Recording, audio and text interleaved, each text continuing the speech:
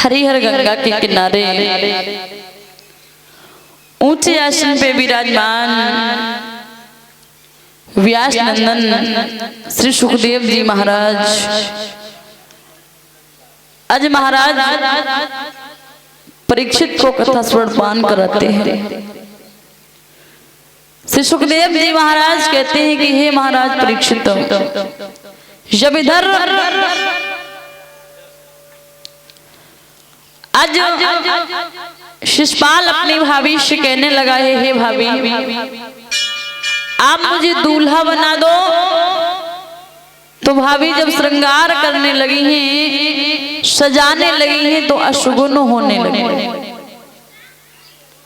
और जब अशुगुन होने लगे तो भाभी कहने लगी, लाला मेरी बात मानो और ना जाओ।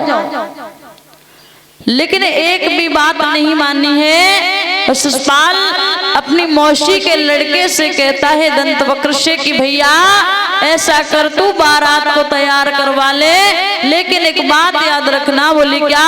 उस बारात में सभी नौजवान ही जाने चाहिए। क्यों? क्योंकि वहां युद्ध हो सकता है। और जैसे ये कहा है उसी समय आज इधर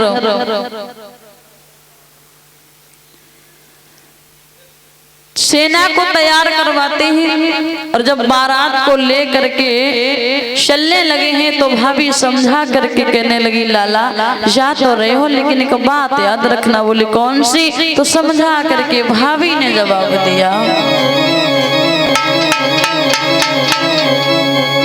कि सभाल ससुराल जइयो प्यारे ललनवा, सवाल ससुराल जइयो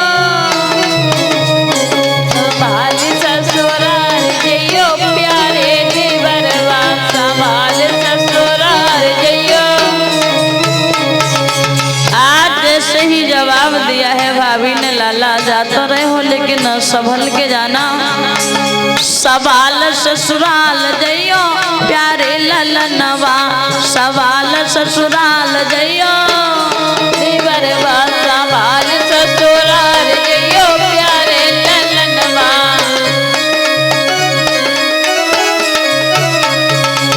बोले सुनो, तेरी ससुररिया में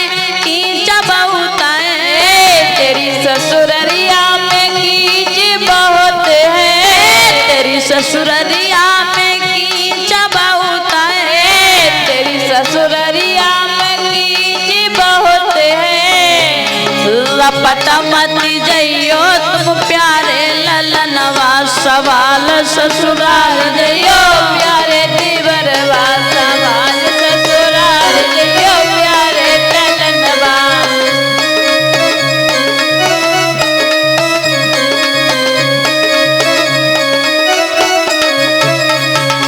और कहा सुनो लाला, वहां जा रहे हो तो वहां सारी सराजे भी मिलेंगी।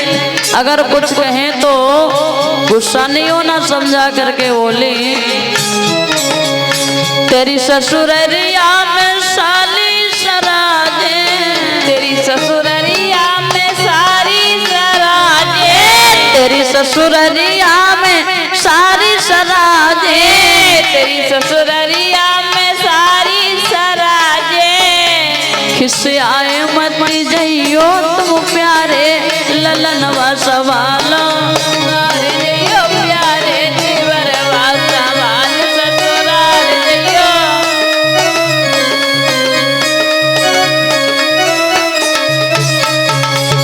और अंत में भाभी ने समझा करके कहा मेरी बात मानो, अभी भी ना जाओ, तुम्हें नहीं मालूम है वहां कृष्ण आएंगे। जवाब दिया शिषपाल ने, रोको नहीं, अरे जाने दो मुझे, जाऊंगा तो विवाह करके ही आऊंगा। तो बोली सुनो, तेरी ससुररिया में आबे कन्हैया, तेरी ससुररिया में आबे कन्हैया, तेरी ससुररिया में आबे सवरिया, तेरी ससुररिया में आबे सवरिया। लौट मत आइयो तुम प्यारे देवरवा, सवाल ससुराल जइयो प्यारे ललनवा, सवाल ससुराल जइयो प्यारे